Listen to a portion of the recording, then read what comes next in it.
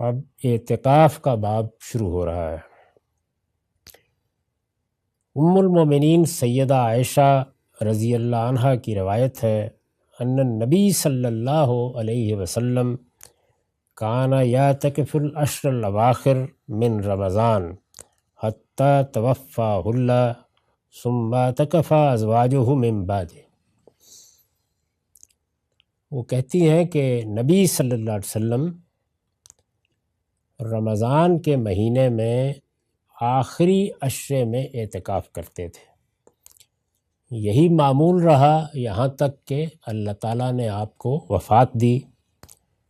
اس کے بعد اس روایت کو آپ کی ازواج نے قائم رکھا، یعنی جس طرح سے رسول اللہ صلی اللہ علیہ وسلم ہر سال اعتکاف کرتے تھے، رسول اللہ صلی اللہ علیہ وسلم کے دنیا سے رخصت ہو جانے کے بعد آپ کی ازواج نے یہ مناسب سمجھا کہ وہ اب چونکہ اللہ کے دین ہی کے لیے وقف ہیں، ان کو یہی ہدایت کی گئی ہے کہ انہیں اب کوئی اور گھر نہیں آباد کرنا، وہ اسی گھر کی نگہبان بن کر رہیں گی اور اس دین کا چرچا کریں گی، اس کی حکمت لوگوں کو بتائیں گی اور اللہ کے پیغمبر کا اسوہ لوگوں کے سامنے بیان کریں گی۔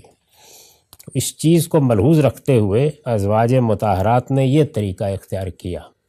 یہ بات واضح طور پر سمجھ لینی چاہیے کہ قرآن مجید کی روح سے ازواج مطہرات ہی ہیں جن کو اہل بیت کہا گیا ہے۔ انہی کے بارے میں فرمایا گیا ہے کہ اللہ تعالیٰ یہ پسند کریں گے کہ ان کو ہر طرح کے الزامات سے پاک رکھا جائے۔ چنانچہ انہوں نے بھی اللہ تعالیٰ کی اس ہدایت کے سامنے اپنے آپ کو ہمیشہ جھکائے رکھا۔ جو اللہ تعالیٰ نے ان کے لیے لائے عمل سورہ احزاب میں تجویز کیا اس پر کاربند رہیں، اور اسی کا ایک پہلو یہ بھی تھا کہ رسول اللہ صلی اللہ علیہ وسلم نے جو اعتکاف کی روایت قائم کی تھی اس کو بھی انہوں نے برقرار رکھا۔ وعن ابن عباس قال کان رسول اللہ صلی اللہ علیہ وسلم اجود الناس بالخیر۔ ابن عباس عبداللہ بن عباس رضی اللہ عنہ وہ کہتے ہیں کہ رسول اللہ صلی اللہ علیہ وسلم نیکی اور خیر کے معاملے میں، لوگوں کی مدد کرنے کے معاملے میں، انفاق کے معاملے میں سب سے بڑھ کر فیاض تھے۔ کوئی اور کیا آپ کے مقابلے میں فیاض ہو سکتا ہے؟ وَكَانَ أَجْوَدَ مَا يَكُونُ فِي رمضان، اور سب سے بڑھ کر اس فیاضی کا، اس کرم کا، اس انفاق فی سبیل اللہ کے لیے صحیح کا اظہار رمضان کے مہینے میں ہوتا تھا۔ وَكَانَ جِبْرِيلُ يَلْقَاهُ كُلَّ لَيْلَةٍ فِي رمضان، اور رمضان کے مہینے کی ہر رات میں جبریل رسول اللہ صلی اللہ علیہ وسلم سے ملاقات کے لیے آتے تھے۔ کس لیے آتے تھے؟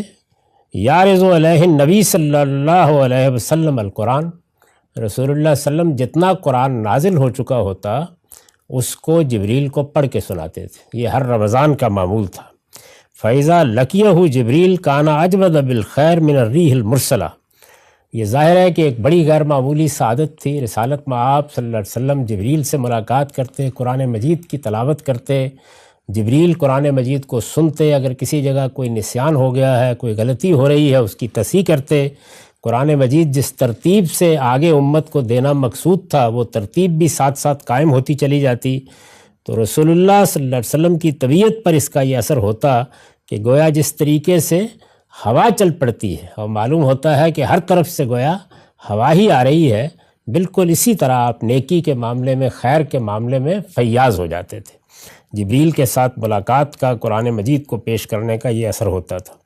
یہاں یہ بات واضح رہنی چاہیے کہ قرآن مجید کے بارے میں یہ بڑی غلط فہمی لوگوں میں رہی ہے کہ یہ گویا ایک بار جبریل امین نے دے دیا، اس کے بعد لوگ جس طرح چاہیں اس کو پڑھتے رہیں، اور آخر میں جا کر دائیں سے بائیں سے جمع کر کے کہیں حضرت عمر نے یا حضرت عثمان نے یا کسی اور نے اس کو کتابی صورت دی۔ قرآن مجید میں دونوں کام ساتھ ساتھ ہو رہے تھے۔ اس وقت کی ضرورتوں کے لحاظ سے قرآن نازل ہوتا تھا، اور پھر جو اس کو اصل ترتیب دینی ہے اس کے لحاظ سے جبریل اس کو پڑھتے رہتے تھے تاکہ کسی جگہ کسی صاحب کا کوئی سوال باقی نہ رہے۔ وعن ابی ہریرہ قال کان یورز علی النبی صلی اللہ علیہ وسلم القرآن کل عام مرہ۔ ابو ہریرہ رضی اللہ عنہ کہتے ہیں کہ رسول اللہ صلی اللہ علیہ وسلم پر قرآن ہر سال میں ایک مرتبہ پیش کیا جاتا تھا، یعنی پورا قرآن جیسے جیسے وہ نازل ہو چکا ہوتا تھا وہ ایک نئی ترتیب کے ساتھ، وہ ترتیب جس میں اب وہ ہم کو ملا ہے، رسول اللہ صلی اللہ علیہ وسلم پر پیش کیا جاتا تھا، اور یہ ہر سال کا معمول تھا۔ فعرض علیہ مرتین فی العام الذی قبض، جس سال میں آپ کی وفات ہوئی اس میں یہ 2 مرتبہ پیش کیا گیا، یعنی جبریل امین نے اس کو پڑھ کے سنایا، پھر رسول اللہ صلی اللہ علیہ وسلم نے جبریل امین کو پڑھ کر سنایا۔ وَكَانَ يَعْتَكِفُ كُلَّ عَامٍ عَشْرًا، اور رسول اللہ صلی اللہ علیہ وسلم اسی کے پیش نظر ہر سال 10 دن کا اعتکاف کرتے تھے۔ فَاعْتَكَفَ 20 فِي الْعَامِ الَّذِي قُبِضَ، اور چونکہ یہ معاملہ 2 مرتبہ ہوا آخری سال میں، تو آپ نے اعتکاف بھی 20 دن کا کیا، یعنی 2 عشروں کا اعتکاف کیا۔ اس سے اندازہ کیا جا سکتا ہے کہ رسالت بآب صلی اللہ علیہ وسلم کے ہاں یہ معمول قرآن مجید کی تلاوت، قرآن مجید کو اخذ کرنے، جبریل کو پڑھ کر سنانے، جبریل کے آپ کو پڑھ کر سنانے ہی کے لیے ہوتا تھا۔ اور اس سے یہ بات بھی معلوم ہوتی ہے کہ اگر اللہ تعالیٰ اعتکاف کی سعادت دے تو اس پہ زیادہ اشتغال اللہ کی کتاب قرآن مجید ہی سے ہونا چاہیے۔ قرآن مجید اس مہینے میں نازل ہوا ہے، قرآن مجید اس مہینے کی ایک غیر معمولی رات میں نازل ہوا ہے، قرآن مجید کو ایک خصوصی مناسبت رمضان کے مہینے سے ہے۔ اللہ تعالیٰ فرماتے ہیں کہ رمضان کا مہینہ روزوں کے لیے خاص اس وجہ سے کیا گیا ہے کہ اس میں قرآن نازل کیا گیا ہے۔ اسی طرح جب بشارت دی ہے تو اس میں بھی یہ بتایا ہے کہ جو اس اللہ کی کتاب کے ساتھ اللہ کی بارگاہ میں قیام کرتا ہے، اس کو پڑھتا ہے، اس کی تلاوت کرتا ہے، جیسے کہ سورہ مزمل میں رسالت مآب صلی اللہ علیہ وسلم کو ہدایت فرمائی گئی ہے، اللہ تعالیٰ اس کے گناہوں کی مغفرت فرماتے ہیں۔ یہی چیز روزے کے بارے میں فرمائی، یہی لیلۃ القدر کے بارے میں فرمائی، تو تمام چیزوں میں یہی چیز ملحوظ ہے کہ اللہ کی کتاب قرآن مجید کو محور بننا چاہیے۔ رمضان میں اس کی تلاوت کی جائے، رمضان میں اس کو پڑھا جائے، رمضان میں اس کی ترتیل کے ساتھ تلاوت ہو، ٹھہر ٹھہر کر تلاوت ہو۔ رسالت مآب صلی اللہ علیہ وسلم کا یہ معمول رہا، اور اس کے لیے آپ اعتکاف کرتے تھے۔ جبریل امین ہر رات قرآن مجید آپ کے سامنے پیش کرتے، خاص طور پر یہ آخری 10 دنوں میں پڑھا جاتا، پڑھایا جاتا۔ آخری سال میں جس سال آپ کی وفات ہوئی، یہ روایتیں بتاتی ہیں کہ 2 مرتبہ یہ معاملہ ہوا، تاکہ پورا قرآن مجید اس ترتیب کے ساتھ جب ہمارے پاس ہے رسالت مآب صلی اللہ علیہ وسلم کو سنا دیا جائے۔ اور ظاہر ہے کہ رمضان میں یہ معاملہ جبریل کے ساتھ حضور کرتے تھے، اور پھر یہی قرآن اسی ترتیب کے ساتھ آپ نے صحابہ کرام کو پڑھ کر سنایا۔ تو قرآن مجید کا معاملہ ہرگز یہ نہیں ہے کہ اس کی کوئی ترتیب نہیں تھی، یا اس کی کوئی آیت کسی کے پاس تھی اور کوئی کسی کے پاس تھی۔ وہ اس شان کے ساتھ، اس اہتمام کے ساتھ دیا گیا، اس طرح اس کا مذاکرہ ہوتا رہا، اور آخری سال میں پھر اس کے لیے یہ زائد اہتمام کیا گیا کہ پورا قرآن اسی ترتیب سے جبریل امین نے پڑھا، اور پورا قرآن مجید رسالت مآب صلی اللہ علیہ وسلم نے پڑھا۔ آپ نے پڑھا تو جبریل نے سنا، جبریل نے پڑھا تو آپ نے اس کو سنا۔ وعن عائشہ قالت کان رسول اللہ صلی اللہ علیہ وسلم اذا اعتکف ادنا الی راسہ وهو فی المسجد۔ سیدہ عائشہ بیان کرتی ہیں کہ رسول اللہ صلی اللہ علیہ وسلم جب اعتکاف کرتے تھے تو اپنا سر، حجرہ چونکہ ساتھ ہی تھا تو میری طرف جھکا دیتے تھے، ظاہر ہے کوئی کھڑکی ہوگی یا دروازہ ہوگا، وہ مسجد میں خود رہتے اور سر جھکا دیتے۔ فورجلہ، تو میں کنگھی کر دیتی، یا جو کچھ اور کچھ تھوڑی بہت صفائی کا اہتمام کرنا ہوتا تھا وہ ہو جاتا۔ وَكَانَ لَا يَدْخُلُ الْبَيْتَ إِلَّا لِحَاجَةِ الْإِنسَانِ، گھر میں بھی آ جاتے تھے اعتکاف میں، لیکن کسی ناگزیر ضرورت کے لیے، یعنی اس کے سوا گھر میں نہیں آتے تھے۔ اس وقت ظاہر ہے مسجدوں میں تو رفع حاجت کی بھی کوئی صورت نہیں ہوتی تھی، تو ان سب مقاصد کے لیے باہر نکلنا ہی ہوتا تھا، لیکن فرمایا کہ اعتکاف میں اصلاً آپ کا قیام مسجد ہی میں رہتا تھا۔ اگر کبھی باہر آنا پڑے تو کسی ناگزیر ضرورت کے لیے جو انسان کو درپیش ہو جاتی ہے، آپ باہر تشریف لاتے تھے۔ وعن ابن عمر ان عمر سأل النبی صلی اللہ علیہ وسلم قال كنت نظرت في الجاہلیۃ ان اعتکف لیلۃ فی المسجد الحرام قال فاوف بنظرک۔ عبداللہ بن عمر رضی اللہ عنہ کہتے ہیں کہ میرے والد عمر بن الخطاب نے رسول اللہ صلی اللہ علیہ وسلم سے پوچھا کہ میں نے جاہلیت میں نظر مانی تھی کہ میں ایک رات مسجد حرام میں اعتکاف کروں گا۔ اس طرح کی روایتیں تدبر کے بغیر نظر سے گزر جاتی ہیں۔ یہ اندازہ کیجئے کہ اعتکاف کی روایت کب سے موجود تھی، اور مسجد حرام میں اعتکاف کیا جاتا تھا۔ خود سیدنا عمر نے یہ بتایا کہ جاہلیت میں انہوں نے یہ نظر مانی ہوئی تھی، کسی وجہ سے پوری نہیں کر سکے۔ قال فاوف بنظرک، تو رسول اللہ صلی اللہ علیہ وسلم نے کہا کہ اللہ کی نظر جب بھی مانی ہے اس کو پورا کرو۔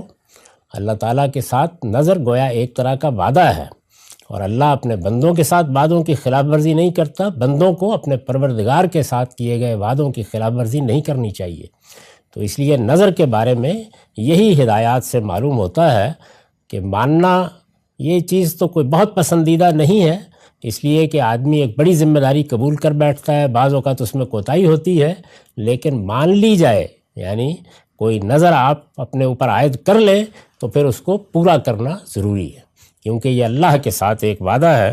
تو یہ معلوم ہوا کہ جاہلیت کے زمانے میں بھی بہت سی چیزیں اسی طرح موجود تھیں، اور یہ ابراہیمی دین کی روایت تھی۔ رسالت مآب صلی اللہ علیہ وسلم نے ان کی تطہیر کی ہے، ان کی اصلاح کی ہے، ان کی تجدید کی ہے، اور پھر ان کو اپنی تصویب سے مسلمانوں میں جاری کیا ہے۔ وعن انس قال کان النبی صلی اللہ علیہ وسلم یعتکف فی العشر الاواخر من رمضان، انس رضی اللہ عنہ بیان کرتے ہیں کہ نبی صلی اللہ علیہ وسلم عام طور پر آخری عشرے میں اعتکاف کرتے تھے، جیسا کہ سب روایتوں میں بیان ہو رہا ہے۔ فلم یعتکف عامن، ایک سال آپ نے اعتکاف نہیں کیا۔ بعض دوسری روایتوں سے معلوم ہوتا ہے کہ اس میں کوئی سفر درپیش تھا۔ فلما کان العام المقبل اعتکف 20، پھر جب اگلا سال آیا تو آپ نے 20 دن اعتکاف کیا۔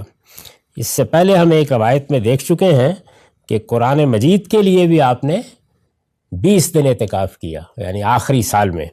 تو یہ بھی ایک واقعہ ہے۔ ظاہر ہے کہ صحابہ کرام کے علم میں جو بات آئی وہ انہوں نے کسی موقع پر بیان کر دی، اور آگے کسی راوی نے اس کو دوسروں تک پہنچا دیا۔ وعن عائشۃ قالت کان رسول اللہ صلی اللہ علیہ وسلم اذا اراد ان یعتکف صلی الفجر ثم دخل فی معتکف۔ سیدہ عائشہ کہتی ہیں ام المومنین کہ رسول اللہ صلی اللہ علیہ وسلم جب اعتکاف کا ارادہ کرتے تو فجر پڑھنے کے بعد ثم دخل فی معتکف ہی، پھر اس کے بعد جو اعتکاف کے لیے جگہ بنائی گئی ہوتی تھی اس میں آپ داخل ہو جاتے۔ ہمارے عام طور پر لوگ مغرب سے پہلے داخل ہوتے ہیں، لیکن روایتوں سے معلوم ہوتا ہے کہ رسالت مآب صلی اللہ علیہ وسلم فجر کے بعد بھی اعتکاف میں داخل ہوتے رہے ہیں۔ وعنہا قالت کان النبی صلی اللہ علیہ وسلم یعود المریض وهو معتکف، سیدہ ہی کا بیان ہے، یعنی سیدہ عائشہ کا، کہ نبی صلی اللہ علیہ وسلم مریضوں کی عیادت کرتے تھے، یعنی جب کہ آپ معتکف ہوتے تھے، لیکن کیسے کرتے تھے؟ فَيَمُرُّ كَمَا هُوَ فَلَا يُعَرِّجُ يَسْأَلُ عَنْ، یعنی چلتے چلتے حال چال پوچھ لیتے تھے، عادت کر لیتے تھے، رکتے نہیں تھے سوال کرتے ہوئے۔ گویا ساری توجہ وہی مسجد کی طرف رہتی تھی، اعتکاف کی طرف رہتی تھی، لیکن اس طرح سے عادت بھی فرما لیتے تھے۔ اس سے یہی معلوم ہوتا ہے کہ کوئی ضروری چیز ہے، اس میں زیادہ وقت نہیں لگایا گیا، آپ نکل ہی نہیں آئے ہیں، یہ معلوم ہو رہا ہے گویا آپ نے اعتکاف ہی ختم کر دیا۔ یہ نہیں ہونا چاہیے، لیکن جو ناگزیر چیزیں ہیں وہ اس طریقے سے کی جا سکتی ہیں۔ ابھی اس باب کی چند روایتیں باقی ہیں، ہمارا وقت ختم ہو گیا۔ وآخر الدعوان الحمدللہ رب العالمین۔